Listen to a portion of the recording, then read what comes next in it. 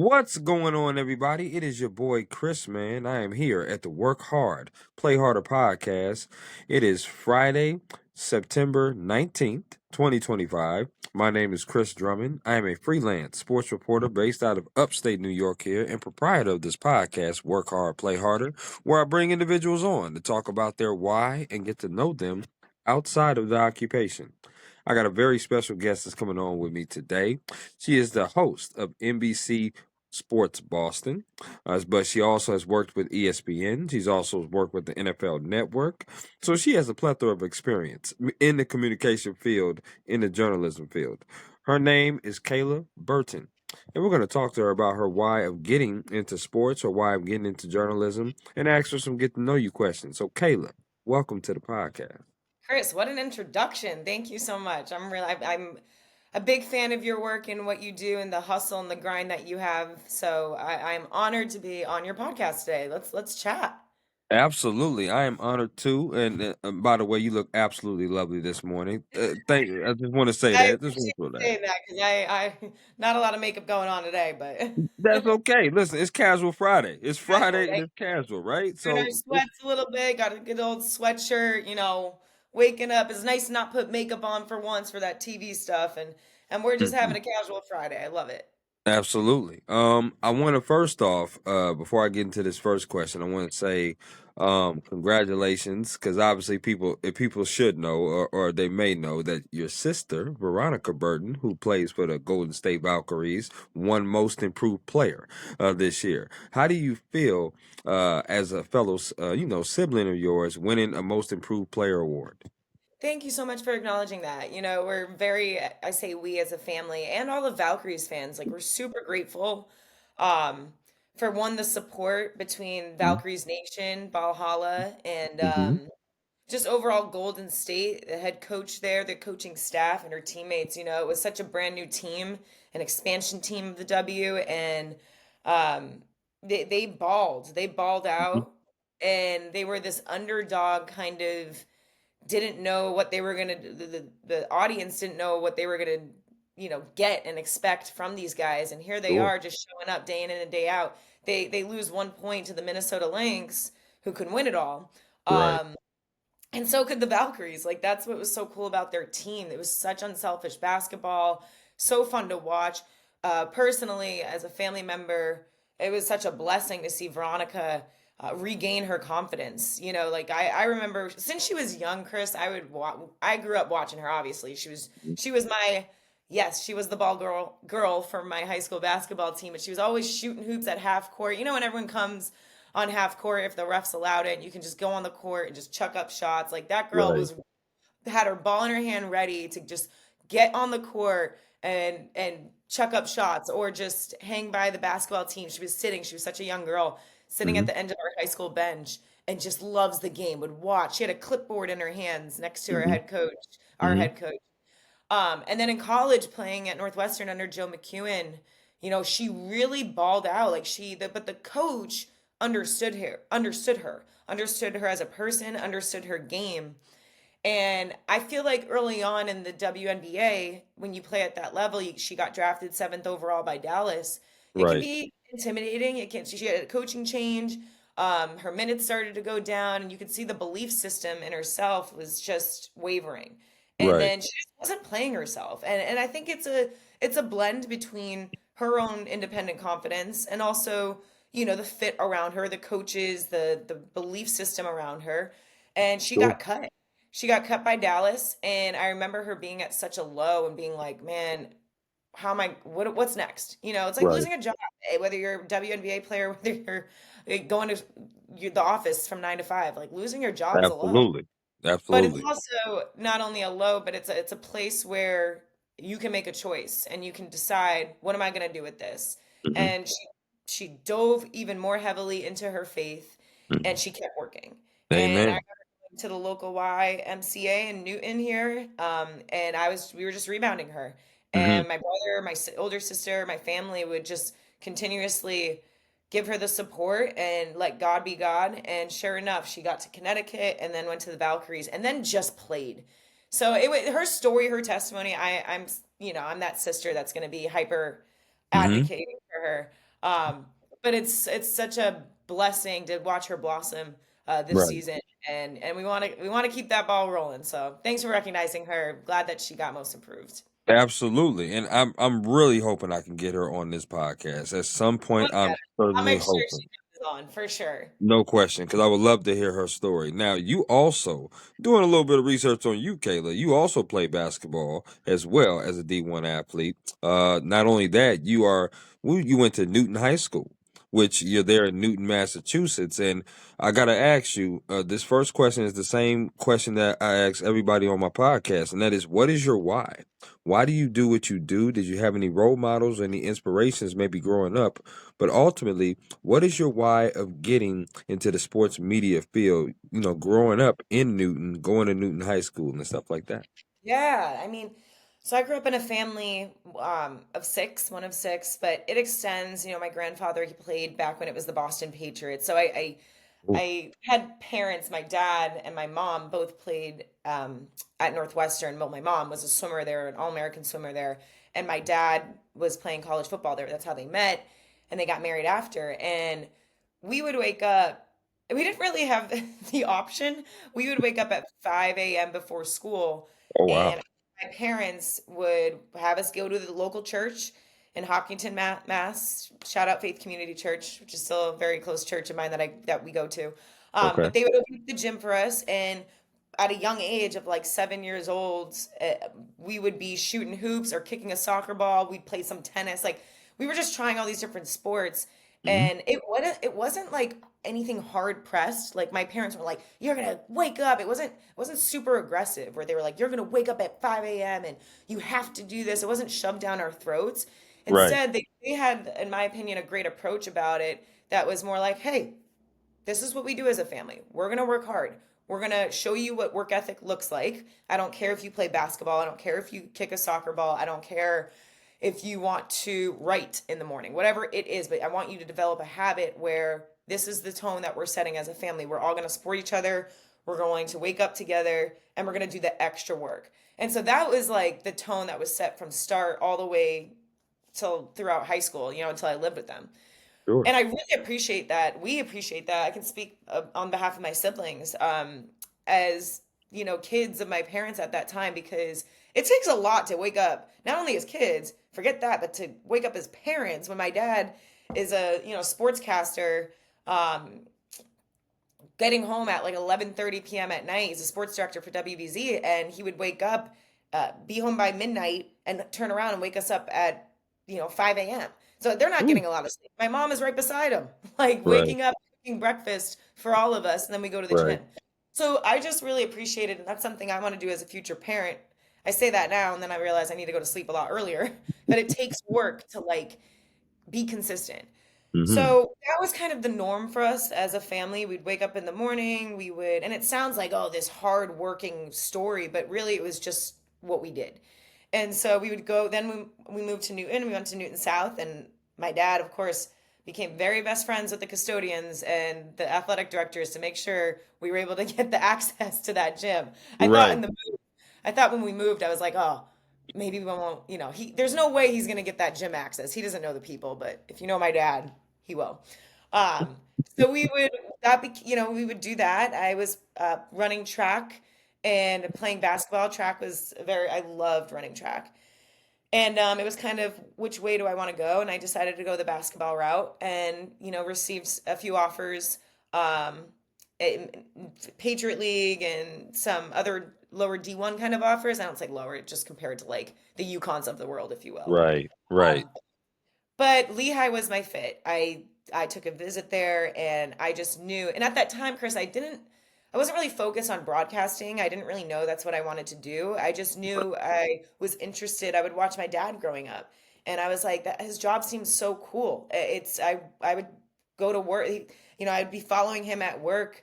Because my mom would take half of us somewhere and she'd be like, "All right, Steve, you got the kids here." And I'd sit behind set and watch him. And I was so interested. I was like, "This is so like, oh, Dad's on. Like, he's gonna talk now." And I was so engaged at a young age, thinking that his job is just the coolest job in the world and Mhm. just interesting. It was different. And so then when I get to college, I studied journalism, Played basketball, played hoops there. It taught me so much. In my freshman year, I was averaging a lot of minutes, was on the all rookie team. Yep. Things were looking up for basketball. But then Yep. come my latter years, like my junior and senior year, my minutes started to go down. There was that becomes the reality for you can have the Veronica experience and play all these minutes and go to the WNBA and God bless her. That is incredible. Right. But there is another experience that people don't talk too much about that's real. And it's the everyone is going to the next level. They were the former stars. Like I was a star in my high school. And then Right. you go play at the next level and it's stars versus stars. And someone's got to take the back seat. And come my junior, senior year, I had to take the back seat because my Right. coach said, "Hey, this is the starting five." And that killed me. Like I was doing I beat me up internally. I was like, who am I without basketball? I was still on the team and playing, but it just wasn't the same because my minutes weren't the same. So I Right. was like, I had to find out who Kayla is and was with basketball, not dictating who I am. Like if your minutes go down, who's Kayla without it? If your minutes go up, who's Kayla without it? Right. And so that's when my junior, senior year, I started to really dive into journalism. I mean, I was studying that as a major anyway, but I was honing in my focus in broadcasting classes. And so I'd get a camera around campus my senior year. I knew I didn't want to play overseas basketball, and I wanted to focus on broadcasting.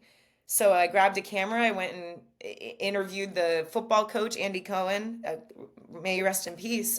He was my first interview there, Oh, okay. and I Okay. started doing different interviews with players, coaches. I didn't really know what I was doing. I was like, let's just Put observe something it, together. do some research. So I put a Right. reel together. Eventually, when I graduated, I applied to a couple of schools for grad school. I went to Newhouse, Syracuse, go Orange, Right. and Right. really honed in my craft and got my master's degree in broadcast digital journalism with a sports communication emphasis. Hmm. And the rest is the rest of it. But that Newhouse really taught me so much. I mean, Newhouse kicked my butt because that program is no. Absolutely. I I've ran heard a about lot. it. I have run a lot of. They call it suicides in basketball. I run a lot of those. Mhm. But let me tell you Yep. something. That New I could. That compared to what I did at Newhouse was a whole different type of ball game. Like I would say I'd take some sprinting a couple of times over some of the work that was done at Newhouse. But that's how great of a program it is because of Hmm. the expectations that is set there and how they set you up for success. Absolutely. I love that. I do. I love that. And I appreciate you being transparent about that because a lot of people don't talk about that other side of being a student athlete, right? When you're playing so many minutes and you're balling out in high school, then you come to college and you're playing so many minutes, and then when you have to take a decreased role, sometimes it does affect with your psyche, right? Because when you've been a jock your whole life, pretty much, it's like now you're trying to reinvent yourself and figure out what's next for Kayla, what's next for me as that person, like Totally. you And, talked about. and Chris, I want to add to this too because you mentioned such a great point. Hmm. And I don't want to be remiss by not saying this, or I would be remiss if I didn't say this. When it comes to minutes, like being the jock or whatever it is, and for me it was sports. Like if Right, when you identify yourself with the sport or with what you do, that's a really wavering task. Like it's not sustainable because if you're going to identify with yourself with a job that you do or a career choice or in a relationship, whatever it is, it right, can go up and down. So when you ask me what's my why, the work ethic that my parents instilled us and implemented at such a young age, I was able to almost transition and transfer that from the basketball court to the broadcasting field and to the right, work ethic there. So I knew like when I was in my early stages at Newhouse, struggling on camera, struggling to find my way with words and focus and my knowledge, like making sure I'm having that come across on television. All of it plays a role. So in the beginning phases, I was struggling, and I remember my dad asking me, he was like, "Well, how did you get good at basketball?" And I was like, "Dad, it's so different. It's not the same." He goes, "No, it's not. You woke up in the morning and you worked. So you're for right, broadcasting, I need you to get up and do 10 reps every single day in the mirror." And so I would pick a story, whatever it was, every single day, hmm, and I would do 10 reps out loud. And then we started doing it on the phone, which sounds really cheesy, but at not 5 a.m., but like before classes, my dad and I would get on the phone with each other, and he's like, all right, we do practice reps, and we Right. count to 10. And he would tell me the night before, we're going to do the Red Sox tomorrow. We're going to do the Vikings tomorrow. It was all sports all over. We're going to do the Syracuse Orange, the men's lacrosse team. Mhm. And so I had to pick bullet points and practice it out loud. He's like, all right, let's send it out to Kayla. I'm like, thanks, Steve. Well, the Orange take on Virginia today, and I would get into my reps. So it's just understanding like the work ethic behind what you do, the consistency within it, and then Right. also the main driver for me is and Veronica has said this, in her own testimony, but my faith in God, my faith in Christ, and that I would be so remiss if I didn't mention that because this life is too hard to not have God in it, in my humble opinion. I mean, Sure. I'm I've with you seen there. the valleys that I've gone through, how he's gotten me out of certain valleys and that, and the mountaintops that he's taken me to. So, with the work ethic added with my faith, like I would say those two paired together is definitely like my why on what I do, why I do what I do. I love that. I love that. And I want to segue because it's a great segue of a question. And I want to talk to you about work-life balance and mental health. A lot of times in this industry, I've been in this industry for about 8 years now, bouncing around different places doing journalism. But when you meet journalists and people in media, mental health is very important. It's important in all occupations, don't get me wrong, but we're focusing on journalism here because that's what we do. And a lot of journalists have stepped away because their mental health was affected. A lot of journalists have stepped away because of work-life balance. To me, in my opinion, Kayla, I don't think you ever get 100% of work-life balance in this industry, especially with sports, because sports is evenings and weekends, and it's long hours, and the days fluctuate. It's just tough. It's tough to do. Tell me, personally, how do you keep your mental health strong, but also still have, work-life balance? Because you seem like a wonderful woman to be around. I certainly wouldn't mind hanging out with you at all, and I'm sure your family and friends say the same thing about you. But you also work. You also a daughter. You have your own life outside, but you also need Kayla time too, to yourself, as everybody does. So how do you No, balance all that and keep your mental strong? totally. Chris, I appreciate your kind words on I really mean that. Mhm. And I appreciate this question because I don't think it's talked about enough, whether no matter the field or industry you're in, whether Mhm. you're, in a sports world and you're performing, or you're working for a Microsoft company, or you're a journalist, whatever field you're in, mental health always plays a factor. And I Right. feel like, we live in such a world where are posting. I am guilty of it myself. Hmm. Posting. And in a way, like I'm not knocking the posting because I do it, and it's the work that you do. It's like a highlight platform much of the time, and Absolutely. but I just don't think we're giving society the realness of what's going on, of the behind the scenes. Now I know that like that can be a personal thing. Like it's hard and difficult to post like, "Hey, I'm going to post today that I'm actually depressed and going through the worst part of my life right now." So I'm going to post about that. That's Right. that's so uncommon. So I see and I appreciate the ones who are vulnerable and authentic enough to kind of put that business side if they feel they want to do that out there to let other people know that they're not alone in this. Right. And mental health has been personally something I have had to navigate through and continue to do. I think especially when you're, for me playing sports, it comes with so many layers. You want to be a perfectionist. You want to make sure that you're looking good, feeling good, doing good. You know that saying, right? But when you Mm-hmm. try to do that, and I know it's a fun saying, but when you try to do that all the time, it takes a wear and tear on you. You start to try to be perfect, and it's something that's just so unattainable. And that's why I think it's a day-to-day grind to make sure you incorporate that life balance. Sometimes I Right. get really caught up. I love the work that I do. I love going into the like to be able to go into my office, which is a studio, and be alongside the coworkers that I am alongside of. The Brian Scalabrinis, the Yeah. Tom Giles, the Eddie Houses, like those are big names that people are lining up outside the door just to sign autographs with. And, to being able to interview guys like Jason Tatum, Derek White, Jalen Brown, etc. Like, what a pleasure. What that many people don't get to do that. And to be on the Right. court, be on the Right. football field. Like, I have to take a step back and realize, like, wow, like this is, I'm so humbled by it, blessed by it, and grateful for it. And at the same time, when I'm going into those settings, I'm looking at it from a work mentality, like, okay, what do I have to do today? Making sure that it's checking off the box of what I need to do and do it the right Right. way. Good Yep. job. So it can become burdensome at times too. So when you ask about like my work life and life balance, I make sure that I am surrounded by the people that I want to be surrounded by, people who are genuine to me, who I love. I think, with this industry and broadcasting, it's hard if you're not in it to kind of see the schedule of it because Mm. I'll get my schedule maybe every 2 weeks and it can fluctuate. I'm in the time of my life, Chris, where it's wedding season. And I'm like, oh my gosh, people are asking me if I can make it to a wedding in a year from now. And I'm like, I don't even know what my schedule looks like 2 weeks from now. Hello. So I'm with you on that. right, right. And everyone's busy. So I don't want to ever come across as Kayla has a more important or busy life, so she gets the exception. And I have to figure out that balance too, because I have friends who have expressed to me, hey, like, I want to feel important. I want to feel like our relationship is still there. Hmm. And I work through that. I'm like, okay, like how can I make this person feel like like they matter because they do matter. So Right. I think it's a never ending navigating process.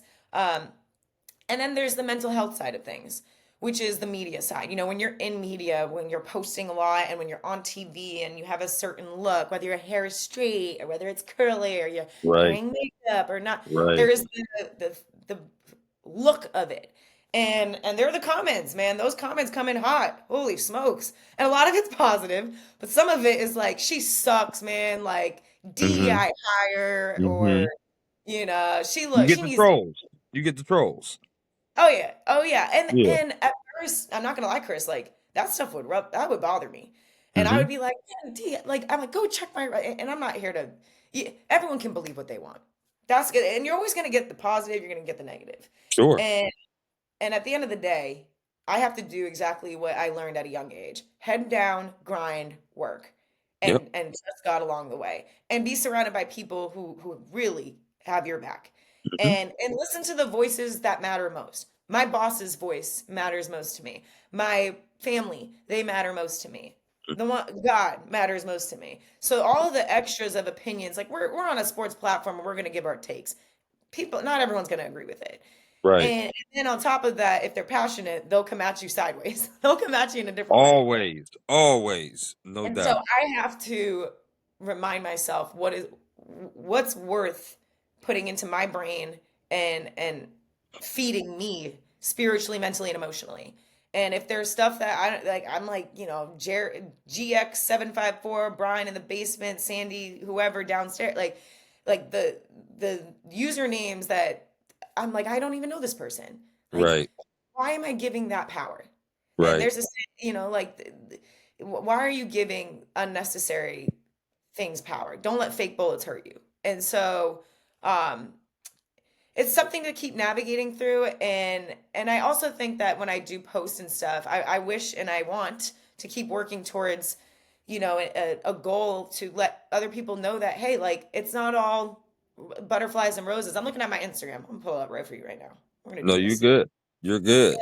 I'm looking at my Instagram, and it's a lot of happy, happy, It is happy reporting, and I like my career stuff too, right? It's a lot of that. Mind you, this is what it not is. all of Kayla. Right. Right. Everyone's seeing this, but this Hmm. is not all of me. They don't see the times where I'm bawling my eyes out crying in the makeup room because I didn't think I did a good job that one time. They don't see me crying or pissed off or frustrated because so and so said something. Like, we deal with that on a regular basis. So I Yep. think as a culture and a society, like, you just never know what people are going through, and we want to uplift each other. And I want to do a better job of that. And I also want people to understand that this pretty persona that may be displayed is not the reality of what it is all the time. Love that you said that. And I want to touch up on this before I segue to the next question because it's a perfect segue. But the reason why I do this podcast is solely for the purpose of what you just said. It's a behind the scenes approach, pretty much advocating about what goes on in people's lives in media and journalism and whatever occupation it may be.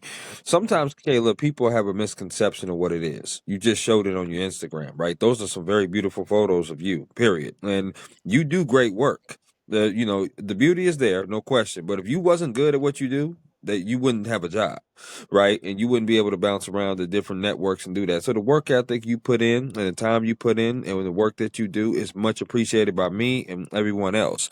But people watch you on TV and they're like, man, she must have it made. She's there on the NFL Network. She's worked for ESPN. Now she gets to interview guys like Jason Tatum on NBC Boston Sports and, stuff like that. But like you said, they don't know what goes on behind the scenes. They don't know what's going on prior to you coming on TV. They don't know what's going on in the dressing room. They don't know what's going on in your life. They don't know what you got to deal with. And that's the one thing about people that's coming into this industry you have to understand. There's an A side and there's a B side. The A side is what you see on TV, right? When you come on TV. But the B side is dealing with the stuff before and after. And it's also understanding that you can't, for lack of a better term, half ass this. You really got to have both feet in. Like, you got to really understand that if this is what you want to do, it's a wonderful profession. I feel like it's a calling. I'm sure you feel the same way being a journalist, but you also can't get into it for the wrong reasons. And that's why I do this podcast, to show the right reasons will propel you to bigger and better things in this industry. But the wrong reasons will definitely show you why you may not be in this industry for long. I totally agree with that last part, especially what you're saying there, Chris, of if you're in it for the wrong reasons, like good luck, because Mhm. it's too it will, you will expose yourself. Right. Now, I think, and I appreciate you in all the compliments that you've given me with my career, Cool. the steps along the way, Yeah. and the way I brand my work and myself. Um, but I think, our world too, in our society, and it can get kind of drifting towards a hey, look at me, and sometimes even more than look at what I do. Right. And I think I try to continue to have this mentality of I want the work, the knowledge, the preparation to show on TV, to show in my work, to show in my interviews, to show in my writing, to show in anything that I'm putting out there career Right. oriented. And then on Right. top of that, there is a look. I hate when they look to it, but there is a presentation about it of Yeah. yourself. It And is. I think like that should complement the work. The look of it, if that drives, if your looks, if you're trying to be the cutest person, trying to be the hottest one or whatever, got man or woman, Right. like if that's going to be the driving force, if you're not going to last, you're not going to last because that only lasts so long. And at the end of the day, there are some people who may have that mentality. For me, I really care. I just love this work. So Right. when I go on TV and when I have, like different topics that we have to talk about, like every single day we have an email thread about what we're going to talk about, and we have to Mhm. give our takes. And I'm up watching film on, Patriots Dolphins, or when I was at the NFL Network, like I was breaking down film. I had my brother help me go through certain plays because I want to learn this game. I want to Sure. know Sure. what cover two looks like, what cover zero looks like, what presses. Like I'm a former basketball player. I can talk all things basketball. I want to Right. make sure that I can also exude that knowledge in football, in hockey, in baseball. And I'm still working, but it's not show up to work, hey, let's give our opinions. Anyone can do that, and then I mean that can you can get in the crossfires with that. And Sure. I just think that um, the preparation to me is so important. Like I make sure that, and again, we talked about it earlier in this podcast. It stems from when I was young, when my parents have shown me and taught me like this is what the average does. This is what the average does. They go. This is what the average do. They go to practice, and then afterwards they can stick around and shoot. That's the average. If you want to be above average, what's the extra that you're doing?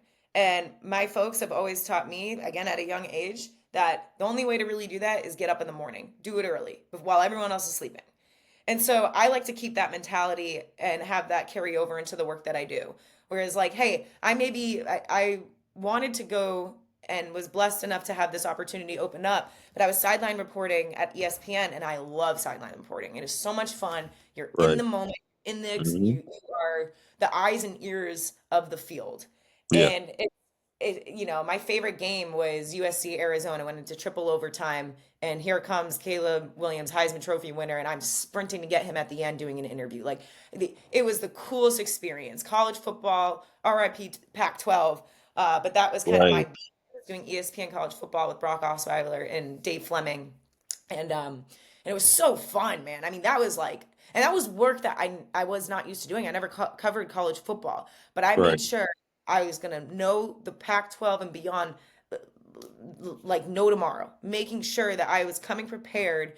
I would go 4 days to go watch their practices, to go speak with 4 players, 5 players Mm. on each team, and the Okay. coaches, sit in meetings because I was like, I want to make sure that when they come down to Kayla on the field, that I'm bringing insight that no one else knows about, and I did my work.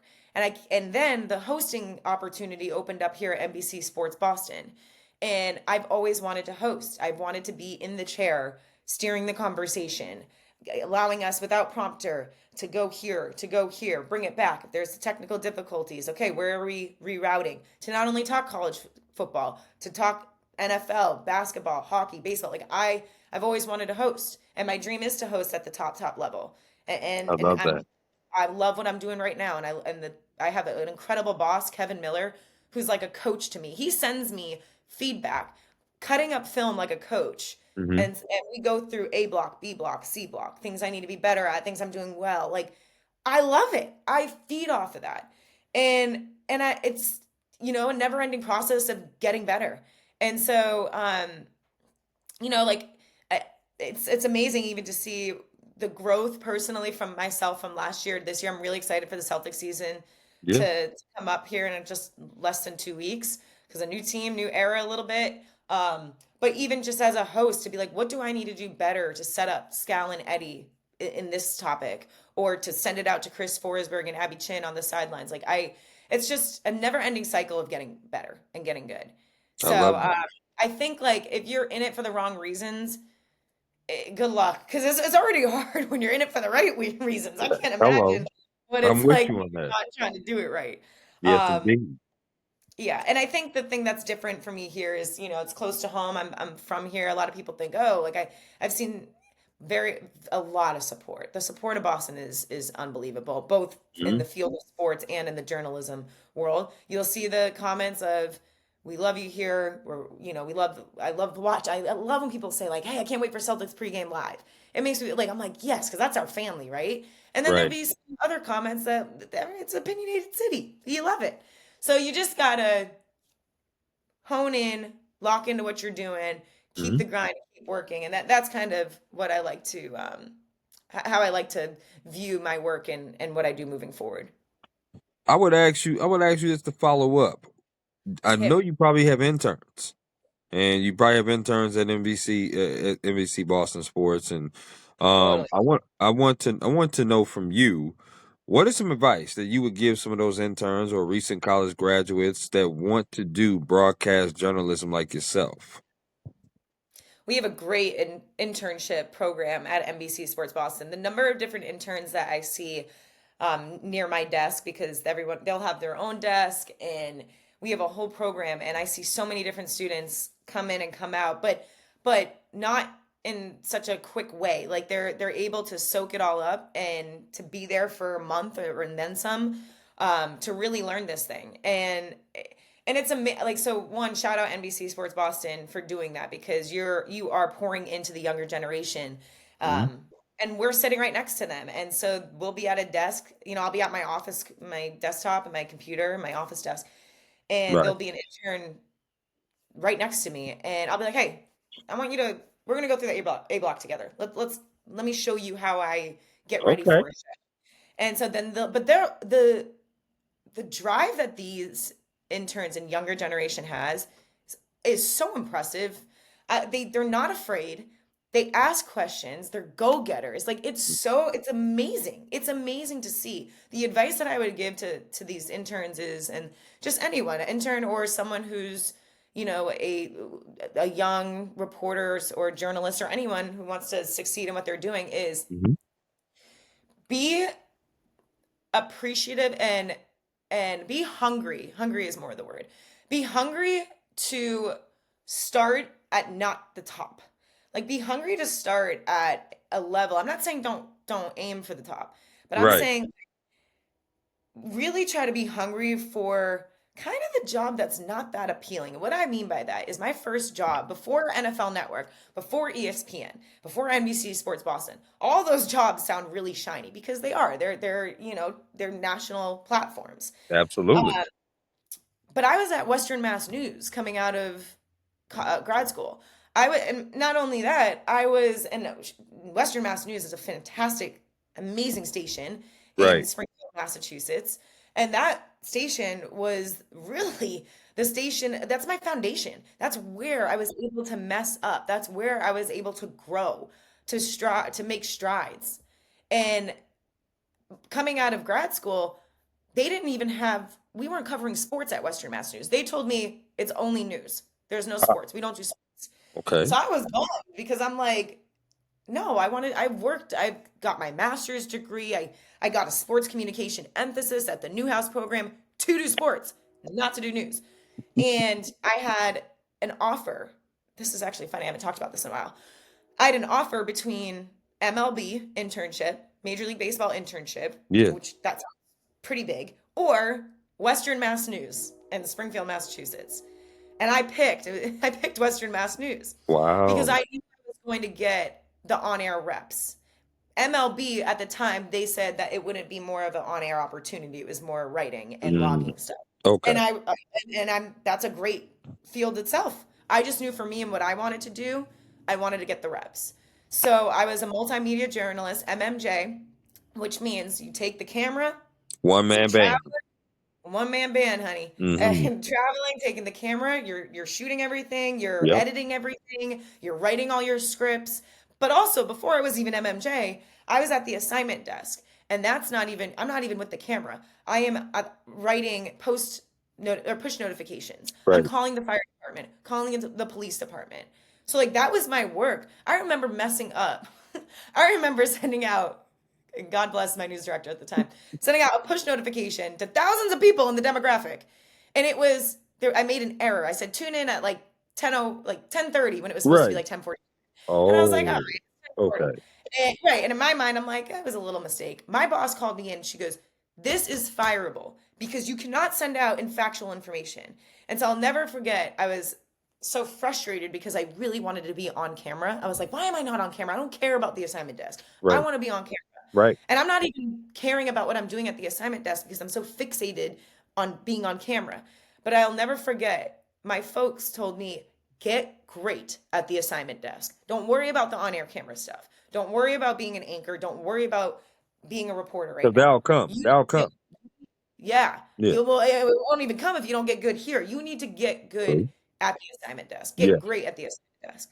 So I remember taking that role very personally. And I was like, I'm going to be the best assignment desk person here on the desk. I'm going to make sure that every notification that I send out, every call that I need to make to reiterate to my newsroom and that gets transferred to the anchors to put out to the audience, like that's going to be my work.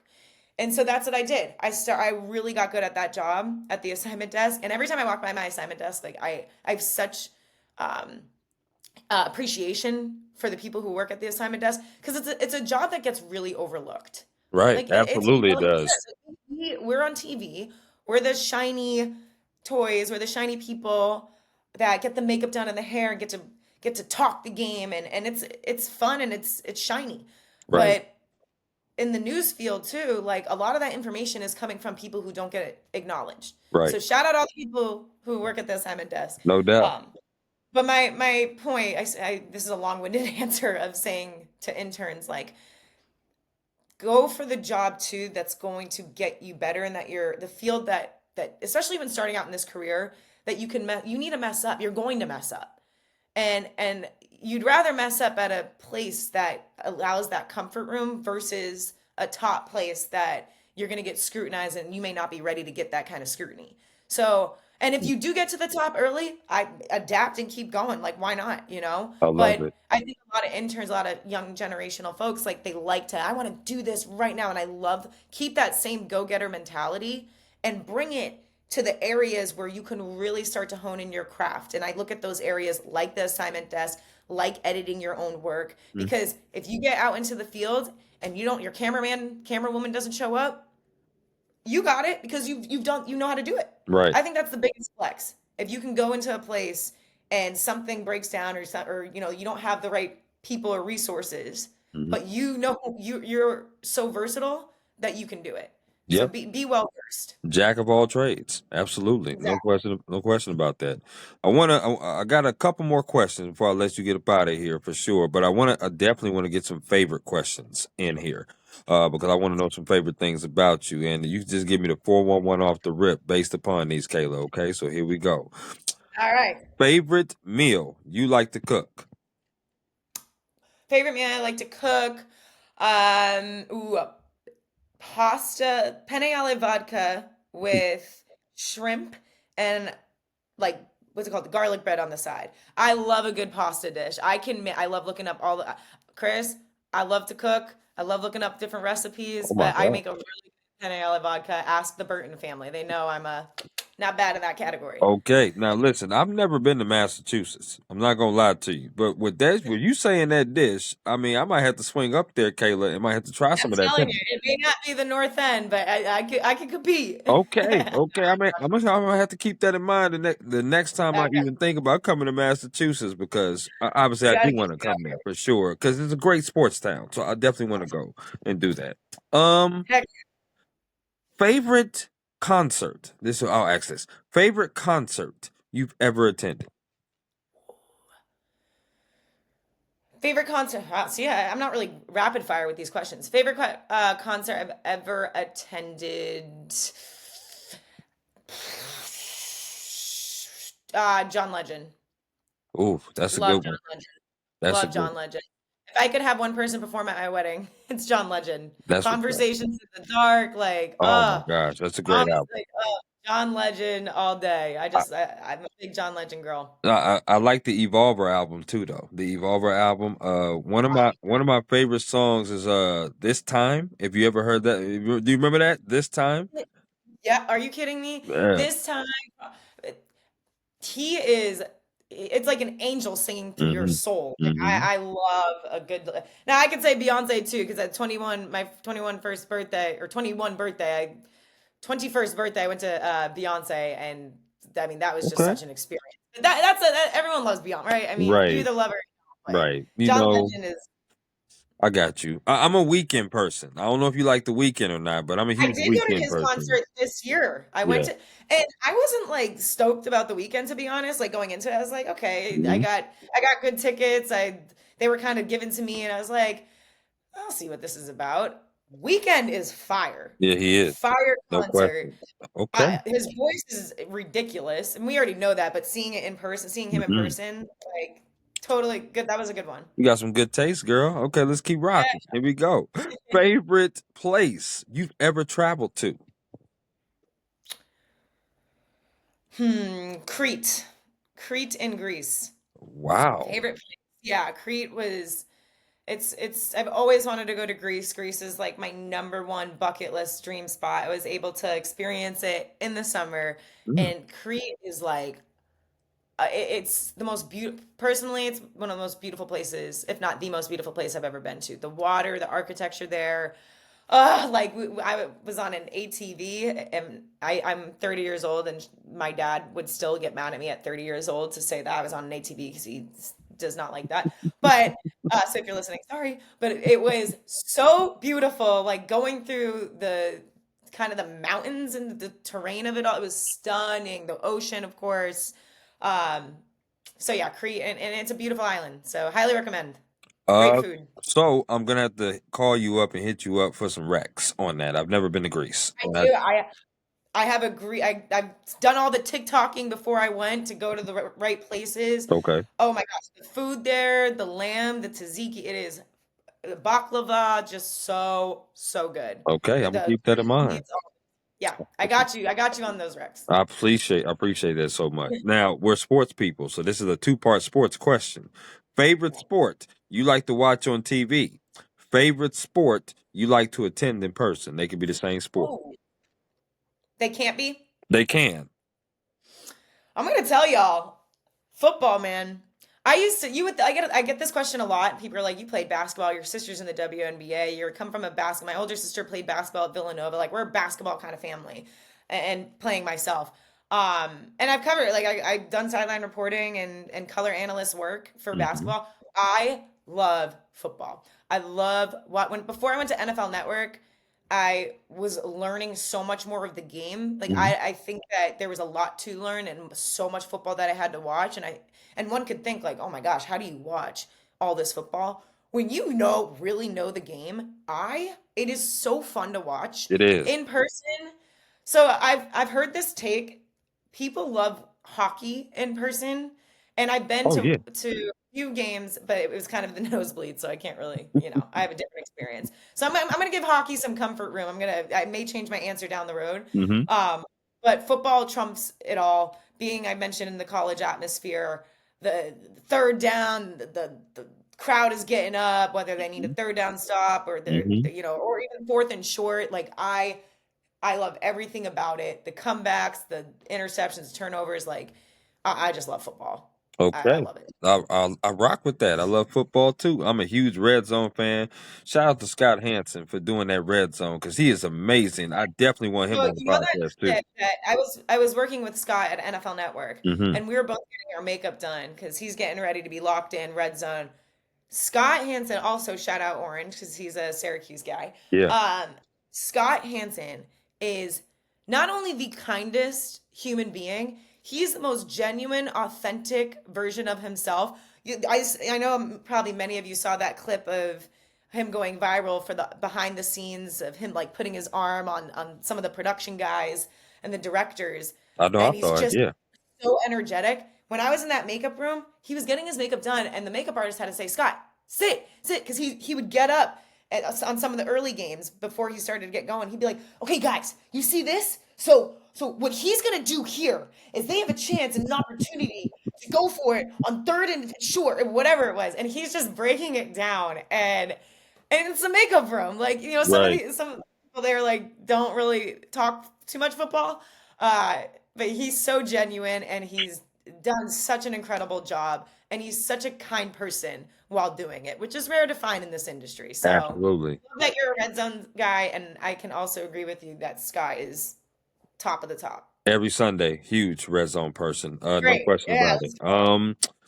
I'm a foodie. Last of the favorites. I'm a huge foodie, Kayla. So here's my Okay. thing. I want to ask you, what is your favorite restaurant to go out and eat at there when I do touch down in Newton, Massachusetts? You ready? Yes. Gotta go to the North End. We gotta hit up my guy Massimo, and we're gonna go to Aria. Aria Mhm. has it's in the North End. Regardless, you can't really go wrong in the North End. So if Okay. you're not able to get a reservation at Aria, Arya, then there's plenty of other Italian spots within that area that is it's incredible. It's on Hanover Street. You got to hit up there. Everyone goes to Mike's Pastries, but Modern Pastry is actually the go-to. Mike's Pastries is fantastic, and it's a very touristy place to go to. Mm. Modern Pastry, you're going to see that line out the wazoo, and that's a cannoli pastry spot. But if we're talking restaurant, Aria, he's got his special, the chef's special. If you're really looking to splurge and you can bring a significant other, or you just want to wine and dine yourself, Hmm. ask for the chef special, bring some extra cash. It's gonna be a little pricey, but I'm telling you, it's worth your buck. I'm a big seafood girl. My favorite food is lobster. I could eat seafood, live off of seafood. But Italian food, the bread, the steak, the pasta that he Now you does. Oh my, talking. You talking like now. this. I know. Like I'm like I could do a commercial for him. It's really good. Absolutely. That's what's no, Aria listen. it is. I definitely like to splurge myself. There's no question about that. I'm actually have a bucket list thing in my mind because I'm a huge cruise person as well. I want to go on at least 3 cruises next year. At least three. Ah, early next year, you go, sir. That's awesome. At least, well, I have one planned for sure. That's with family. We're going next Where April. you going to? We're going to Eastern Europe, so we're gonna go to Honduras, Rotan. We're gonna go to I think Belize. Um, Amazing. I think a couple other places as well. 'Cause I think it's two or three spots. It's an 8 day cruise with the family. But I also want to go to another one that's going to be in that has San Juan, Puerto Rico, the DR. I want to also Oh, do one like that as well. And then my high school friends, because I'm in my 30s as well. My high school friends want to get together because we have not gotten together in so long. We all been spaced out doing our thing. They want I to do a know. cruise too. So definitely one for sure is locked in. Two is a really good chance. The third one, I'm stretching for that one. That's with my boys, but I really want to make that happen. I want to do at least three because I just got my passport last year. So I want to be able to travel as many places as possible. I was gonna go to Greece, to be honest with you, but to be transparent, I got sick and I couldn't go. My good friend Patricia Cara, she used to be one of the girls on Deal or No Deal that worked with Howie Mandel. So cool. So she invited myself to Greece. It was a 7 day trip, and it was actually going to be a group of us that was going to Yeah. go. And I was like, oh my gosh, I really want to go to Greece, and Uh, but I missed it because I did get sick and I had to take a step back. But that oh, I'm so happy you're going though with your family, and then hmm hopefully you can lock in those other two because that it sounds like you're headed in the right direction. You're adamant about it, so oh, I that am. you deserve that. It's so worth it. Like if you're able to do that, and can put work to the side for a little bit, go travel. It's so fun. Like Absolutely. it's the best. Absolutely. Now, you talked about advice that you would give, but I want to know, Kayla, what is some advice that someone has gave you that you hold on dearly to? Great question. Um, there's a lot of that comes up to my mind. I think of my granddad's advice, little Hmm. things like he would have sayings, and he passed away a long time ago. I was pretty young, like 7 years old when he passed, but Yeah, um, little sayings like people like nice people. Like another right. saying that sticks to me from him is when you stop getting better, you're no longer good. I know that can sound a Mm, little harsh, wow. but the point is like keep getting better because if you want to everyone wants to be good and then great, but if you stop getting better, both of those are going to be gone. And then for me personally, it's Bible verses, that are just so near and dear to my heart, like Jeremiah 29:11. For I know the plans I have for you, declares the Lord, Yep. plans to prosper, not to harm, plans to give you hope in a future. Right. Uh, and to me, like the Bible verses are the ones that Hmm. that I like to wake up reading regularly that fill my spirit. But they yeah, I would say those ones are definitely near and dear to my heart. And then I don't even know if this is a saying, but just like reading different um, not only books but women of color who have paved the way, like Lisa Salters, Maria Taylor. I've met them in person. I've met Lisa in person. I haven't met Maria yet, but I met Lisa. And just the advice that she would give me to not worry about what people are saying, because it's hard to be a woman of color in this industry. Yeah. And she does such a fantastic job, and she's so just incredible in her work and detail oriented and professional about how she does things. So I just appreciated the advice that she would give me along the way of just put your head down, work hard because you can be the best. And she's awesome. She's fantastic. So a lot of different little pieces of advice that have helped me out for sure. Absolutely. Philippians 4:13 is one of my favorite Bible verses as well. I could do all things Amen. through Christ Do who all strengthens things. me. Christ who Right? strengthens me, baby. Right? Need So that. Need that's one of my favorite ones. And you said another one that was great too. That's for sure. No question. yeah.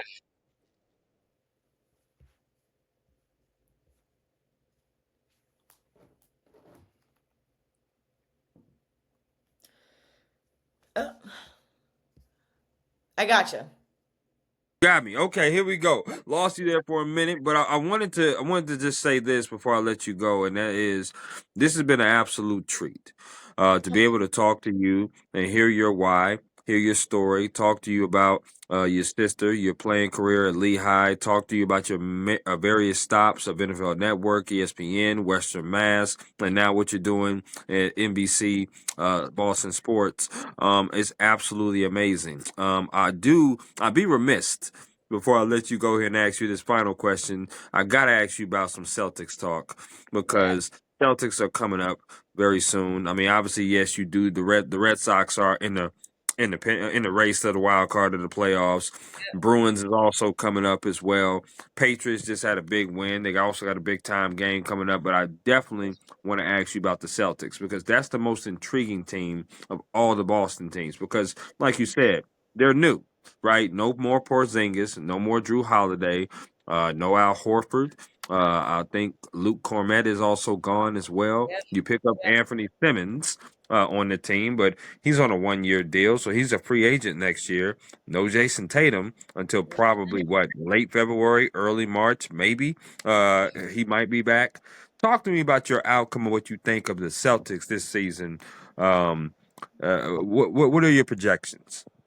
Yeah, I think everyone is going into this being like, What is this going to look like?"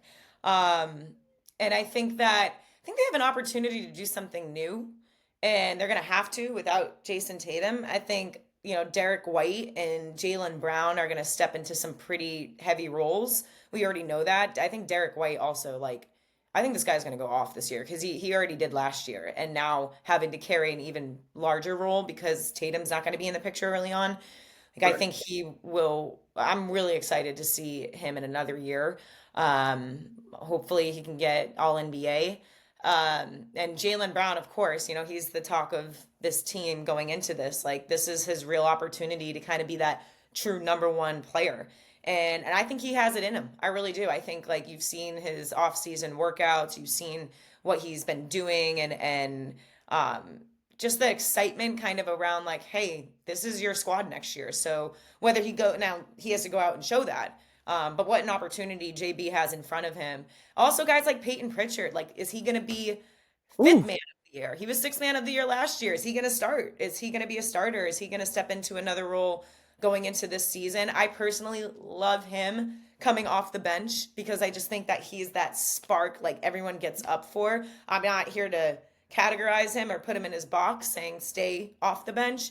Um, but it's going to be interesting. Does Joe Mazzulla have him in the starting five? Do they go kind of small guard heavy? Or does he come off the bench and continue to be that spark? I know the front court is something I was a little worried about and still am hesitant to look at, but I think one big guy that you're gonna see flourish, who's already doing it overseas, is Nemish Queta. mm, Nimi, like okay. he's a big man, and you want to talk about opportunity. You don't have Kristaps Porzingis. Al Horford is most likely to sign elsewhere, maybe with Golden State. So you're going to need a big man to fill that role and Absolutely. support some of the guards out there. And I think Nimi, we call him Nimi out here, but I think Keita is definitely more than qualified to do that. And I think that Joe Mazzulla, I've traveled with the team. I will travel this year with the team as well. Okay. And, Joe Mazzulla is on Nemish Queta. He's on him. He makes sure that, defensively, like they want him and expect him to do bigger things, to be a bigger, strong body presence. But he was great around the rim with putbacks and making sure he was in the right spaces. He can he can knock down some shots. Like I think so. I think he's going to be a very improved player this year. I also am curious to hear names like Baylor Shireman. Like he was kind of a small little exciting role player last year. Like he He got was. some minutes, and the crowd they got up for him, and Right. rightfully so. You saw him start to have his confidence, the kiss to the crowd, kind of echoing what Tatum would do. Like he was fun, and so I'm excited to see how he navigates his role this year and doesn't look at himself as a young guy, as a rookie anymore. Like he's like, no, you're of this team, and we actually need you to do some things this year. So I just think overall, and then the new names like Ugo Gonzalez and Chris Boucher. Like I'm curious to see how their fit is. And you just talked about him, Anthony, like how their fit will be with this team. So it's gonna look new. a lot of people, going into this before even the draft were like, oh boy, without Tatum, like they're going to be bottom of the East. But no, I kind of have them ranking maybe floating in the middle of the pack, maybe a fifth, sixth. Fifth is a little bullish, but maybe like a sixth seed. And who knows? Maybe we see them make the playoffs and Celtics versus Knicks again, and it's a whole nother game. So a whole nother series. But let's just, don't put the cart ahead of the horse right now. Let's just keep Right. our ducks aligned and get to the season. But it's going to be weird without Tatum early on. Um, and I will say this: we've had, the 98.5, the Sports Hub out here in Boston. Mark the Beetle Bertrand broke news yesterday saying that Jason Tatum. He talked to Joe Mazzulla that he's just has been trending in such a positive direction with his Right. rehab. He has not traveled anywhere in terms of rehabbing elsewhere. Like he's solely been in Boston, Right. really focusing on getting back, like really not taking a moment. And you see his videos, right? But just Joe Mazzulla is saying how seriously he's taking this when it comes to getting back out there in the right way. You don't want to see him rush it, but things are, it's JT. He's a fighter and he's a baller. So, and he's very mature for his age, I will say. And I'm excited for this season. Me It's gonna be too. different. Me too. I want to ask you this final question. Is there anything else you would like to add about yourself, the job, or anything at all before we conclude? I just want to say thank you. I want to say thank you for, like, Chris, the work that you're doing. I know we talked everything Kayla, but the work that you're doing, that you have messaged me plenty of times, and I say that with a smile because I salute to you for being a go-getter yourself and to be persistent. I've said to you like, oh, I can't do it today. I got to cancel. I got to do this, and like you're also a testament to other people who are wanting to be on the podcasting side, are wanting to be in front of a TV or a producer or whatever they want to do. Like the work that you're doing, the preparation of you just knowing my background, like that's really appreciated because you can go into anything and kind of wing it and that will show. But so I just thank you. I thank you for the space that you're creating. I've seen your work too and the different people that you've interviewed. And for me, like I love watching that. It's good for me to hear other people's stories. So I want to say thank you. And if I see people, in passing or whatever, like I hope that they would think I'm someone that they can go up to and say hi. Like I know I'm in no category of like, celebrity, whatever kind of top people. I like to make sure though, in the Boston community is small, and I know that we're on TV and faces on TV, but like anyone who I see in passing, if I'd love to say hi and make sure that we make that connection. So, Right. yeah, I just, I come from humble roots and I got a long way to go and I got a lot of work to continue to do and I look up to a lot of people and I love to tag team with people along this journey because it's not easy. So thank you for doing this, Chris. I appreciate you so much. No, I appreciate you, and you're doing amazing work. I think anybody would say that if they saw you on TV, they would say the same thing. Obviously, if I see you in passing, I would love to meet you in Oh yeah, person. If you, if I'll you, definitely see. We got to get you out here to Massachusetts, man. No question. Now, I know you say you're traveling with the team. One of the games that I'm definitely going to go to is Boston versus Atlanta. I don't know if you're going to be down there in Atlanta, but if you are, please let me know. I I have for family sure down will. there.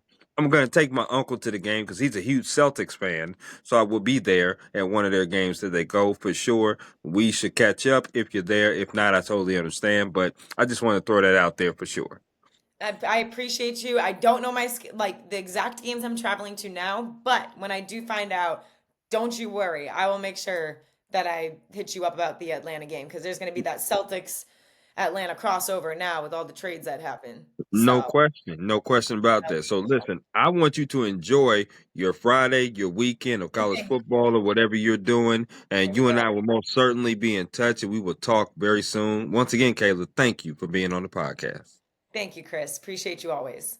No doubt. Bye. Thanks, Chris.